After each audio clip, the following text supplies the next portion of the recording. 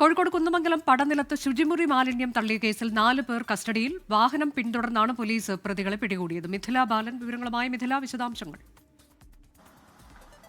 അനുജ, ഇന്ന് പുലർച്ചെയാണ് ഈ ഒരു സംഭവം ഉണ്ടായത്. കുന്നമംഗലത്തിനടുത്ത് പടനിലം കുമ്മങ്ങോട്ട് വയലിലാണ് ഇത്തരത്തിൽ ശുചിമുറി മാലിന്യം തള്ളിയത്. ഇത് ഒരു പ്രദേശവാസി കാണുകയായിരുന്നു.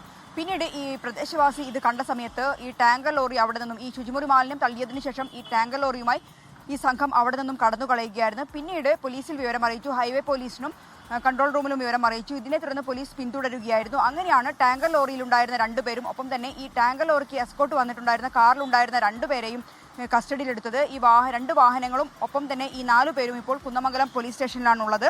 ഈ ഒരു സ്ഥലം എന്നത് അടിക്കടി ഇത്തരത്തിൽ സംഭവങ്ങൾ ഉണ്ടാകുന്ന ഒരു മേഖലയാണ്. അതുകൊണ്ട് തന്നെ പ്രദേശവാസികളുടെ നേതൃത്വത്തിൽ ഒരു ജാഗ്രതാ സമിതിയെല്ലാം അവിടെ ഉണ്ടാക്കിയിട്ടുണ്ട്. ആ ജാഗ്രതാ സമിതി നിരീക്ഷണം നടത്തുന്നതിനിടയിലാണ് ഇത്തരത്തിൽ ഇന്ന് പുലർച്ചെ ശുചിമുറി മാലിന്യം തള്ളിയ സംഘത്തെ കണ്ടത്, പിന്നീട് അറസ്റ്റിലാവുകയും ചെയ്തത്.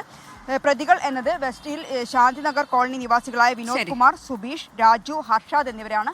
അല്പസമയത്തിനകം തന്നെ ഇവരുടെ അറസ്റ്റ് രേഖപ്പെടുത്തും. അനുജ, കോഴിക്കോട് കുന്നമംഗലം പടനിലത്താണ് ശുചിമുറി മാലിന്യം തള്ളിയ കേസിൽ 4 പേരെ കസ്റ്റഡിയിലെടുത്തത്. അല്പസമയത്തിനകം അവരുടെ അറസ്റ്റ് രേഖപ്പെടുത്തും എന്നതാണ് മിഥില ബാലൻ അറിയിച്ചത്. ലോകത്തെവിടെയായാലും ഏത് സമയത്തും 24 വാർത്തകളും ഓഗ്മെന്റഡ് റിയാലിറ്റി പാക്കേജുകളും എക്സ്പ്ലെയിനറുകളും വിശദമായി കാണാൻ ഞങ്ങളുടെ യൂട്യൂബ് ചാനൽ നിങ്ങൾക്ക് സബ്സ്ക്രൈബ് ചെയ്യാം.